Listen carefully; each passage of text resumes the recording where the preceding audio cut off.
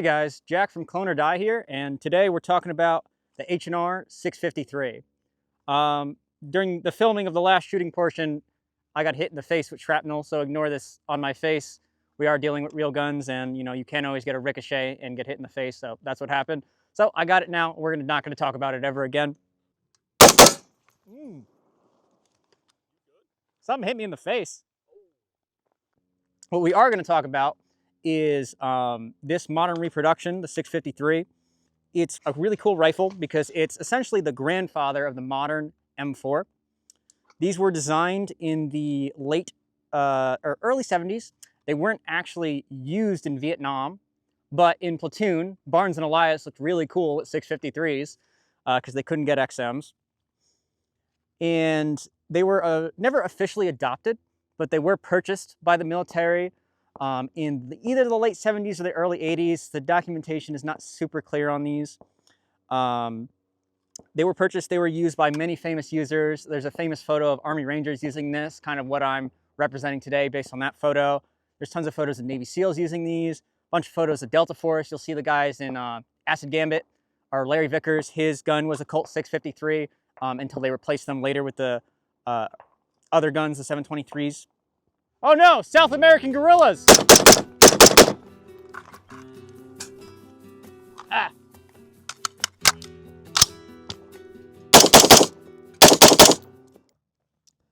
So there's a lot of things I really like about this gun, being the modern reproduction brought to the market by H&R or PSA. They have a really great receiver finish. They have really good markings. Granted, 653s were never officially adopted by the US military, so they wouldn't have government property marks like this. They would have come with the commercial M16 markings, and that's how they would have been used even in the military.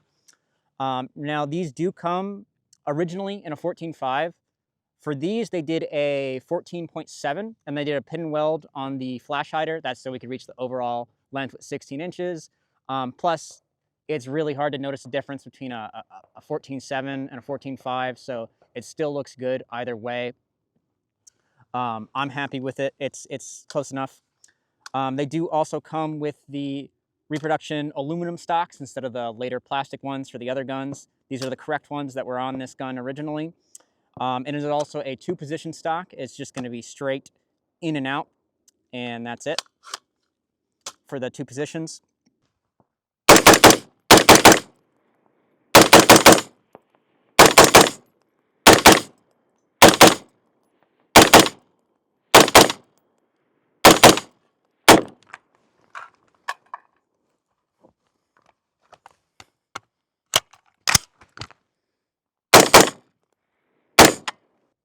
Okay, while I was happy with the external build and visuals on this, there were a few things that I did not like. First of all, I really liked the handguards it came with. They're the correct like Colt shiny color now. They look really good. I did not like the M16A1 pistol grip it came with. It's the same problem as all the other reproductions. Brownells had the same problems. They're oversized and they overhang the rear of the receiver. Originals do not do that. So I purchased an original and put it on here, and it's just more comfortable for me, as well as being the correct color. The reproductions are still kind of that not glossy M16A2 finish. The other thing I did was I replaced the buffer tube. Originally, they're 2-position. Larry Vickers talked about this, where a lot of guys would have the unit armor drill press and add positions for them, so they'd be more comfortable. I have a gray anodized LMT 6-position buffer tube to simulate that, because I'm not going to drill press my buffer tube. It's just not worth my time when I could just get this, and it's perfectly fine, and it lets me have those positions in between to simulate this was drill pressed. We've got the correct profile skinny barrel.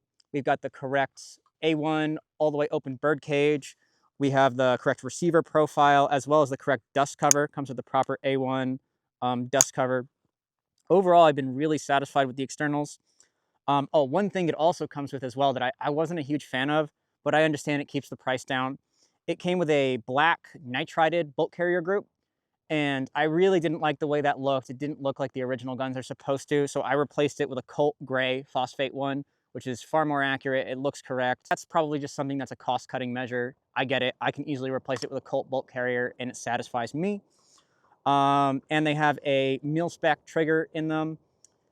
This one, it's not particularly good. It's probably just regular mil-spec, what you would expect, not amazing or anything, but it does the job, it works fine, and I can still shoot this gun pretty fast and accurately regardless of that.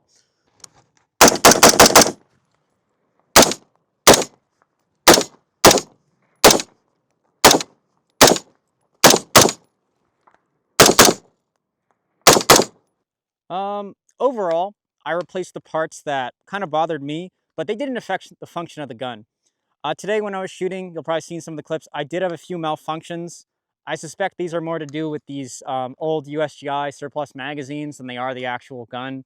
These are not exactly the best, and had only been used God knows how much before I got them, so I think the malfunctions were as a result of the mags, not necessarily the gun. Um, Other than that, you could have all the other parts, not replace anything, and I think the gun would work perfectly fine. Since Nodak was purchased by PSA and they started manufacturing guns under the retro line, I've been really impressed with what they were able to come out with, filling that market gap. Because Brownells would come out with guns and they wouldn't be available, whereas H&R has guns that are consistently available, especially like these older Colt carbines that have been hard to get.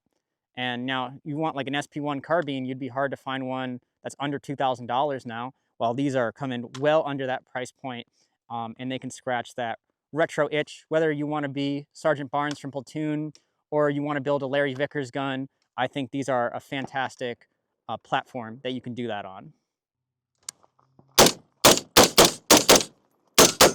Now, I picked this gun up originally as a project gun, so it's something I'm going to be building into something else, and it's a gun you will see again eventually on the channel whenever I have it finished. But for now, I'm really satisfied with my purchase, what I got, the money I spent, and for a little while longer, I can LARP as Sergeant Barnes and making sure that my platoon is squared away. But that's all I got for today's video. Thanks for watching Clone or Die, and I'll see you in the next video.